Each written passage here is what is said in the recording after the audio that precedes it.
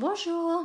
I'm quite excited because I would like to share with you an idea, something I have been practicing for a few years and that I have shared with a client this morning, and that came back to my mind because of an article that I was reading this morning. It is an article that I got from a professional forum. I'm just checking on the title, and it says our organs have their own consciousness and we can talk to them. Our organ have, yes, sorry, I was just it was written twice, so I was about to repeat it twice in a silly way. Yes, so it is something that I am practicing from time to time, talking not to one organ, but in my way, talking to my unconscious mind, and considering that unconscious mind as a person as such. I mean, a person, this is very much our world, conscious world, to talk about a person, but at least an entity which has its own functioning, its own safety boundaries, its own resources. And so what I do is, when I have a question, when I have a choice to make, just before going to bed, because it's when we go to sleep, sorry, our brain is functioning in a specific way. So this is when you have more resources that can come up.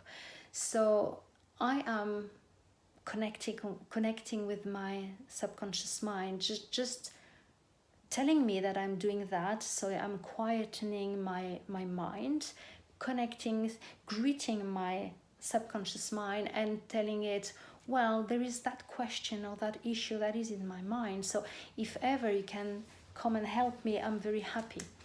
But the way I do that, I'm not requesting any answer. If there is an answer, if there are options that come up, brilliant. If there is none, that's okay. So this is my way to do a bit what the article is talking about. The person who wrote the article is a doctor, and I will put the link of the article below this video because I think it could be interesting. What I take from that is I like it because it's a way that is totally congruent with my work, the way I am practicing my therapies, which is considering the individual as a complete individual. So you have the brain, the mind, the body, maybe more. We all have different beliefs, but my belief is that emotions have consequences on the way our body works.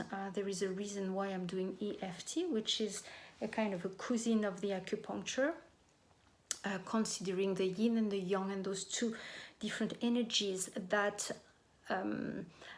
travel through meridians of energy and having implication on the health of our body. Anyway, and this is quite a challenge for some people to consider that. And by the way, I'm not saying this is the truth, because whatever the truth is, it's we all have different set of beliefs and different truths. And I do not believe a spiritual approach cannot go with modern medicine. I take it all. I take modern medicine and I take a more spiritual approach because I believe they can work together, and actually I believe they really work together, and one should not suppress the other. It's about time to be open to more than modern medicine or spiritual approaches. Basically, spiritual approaches are probably as ancient as humanity is, and modern medicine, or so we called, raised from the 18th, 19th century. So one is more ancient than the other, and it doesn't mean one is better than the other. This is not my belief. It is for me, they are complementary. But unfortunately, in our modern societies, we tend to consider only the modern medicine, and that is a shame, I believe. And I was glad to read this article written by a doctor of modern medicines being open to spirituality, and for in his case he's talking about shamanism.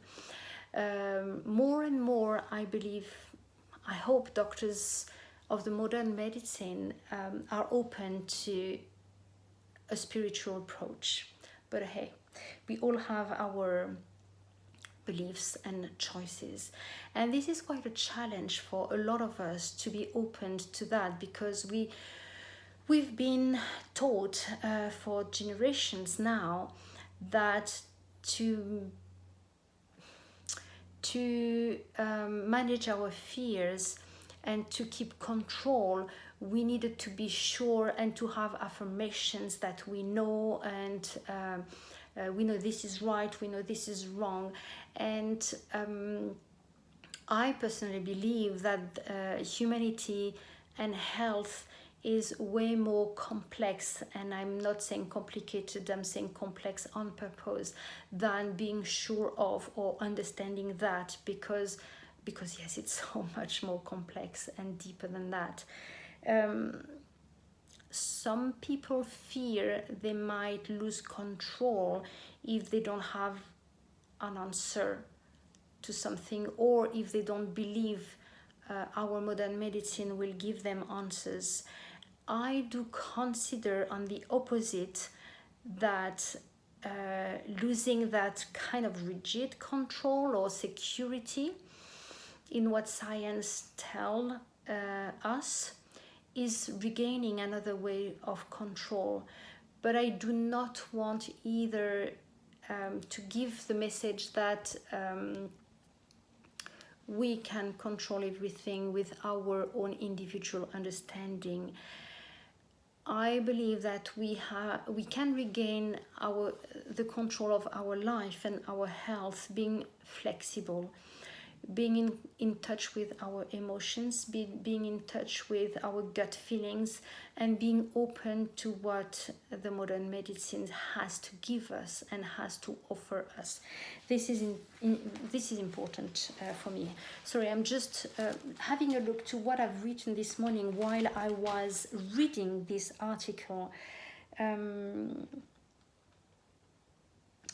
Yes, no, I think I've said probably everything I wanted to say. And yes, I just wrote something here about humility.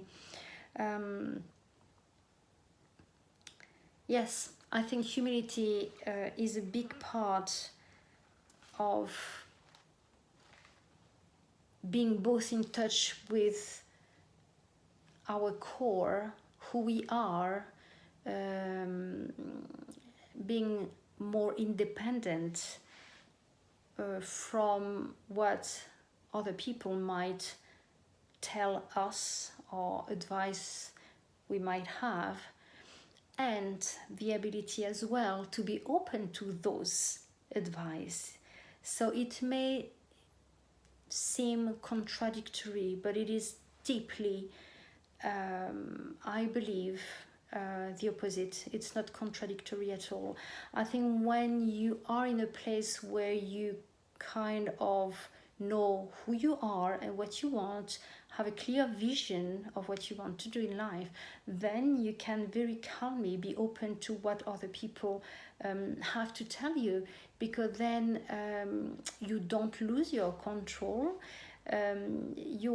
And what is it to be in control? We all will have a different answer. For me, the control is to be to kind of know what I want to do and who I want to be, and be very open to other people who know more about this and that, in medicine, for example, or in anything. One person cannot know everything. So being centered and knowing where we are and what we want to do, and at the same time being in peace and being open to what others want to give us, and then you're able to keep what you want and not keep what you want. Anyway, I am diverting a bit from my original topic. That's typical me.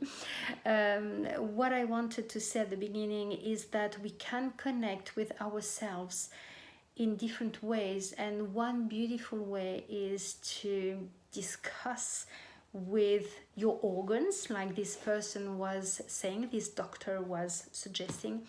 And as far as I am concerned, is to open a discussion with my unconscious mind.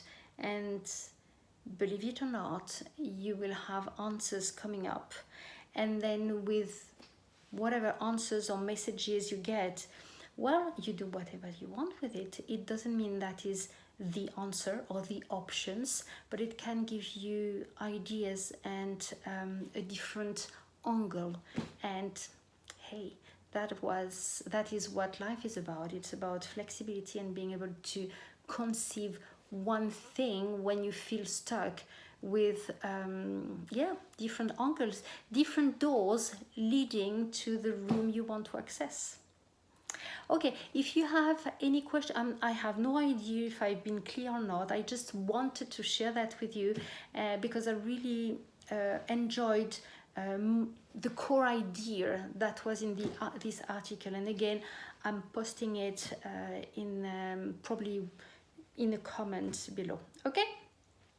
Have a beautiful rest of your day, and au revoir.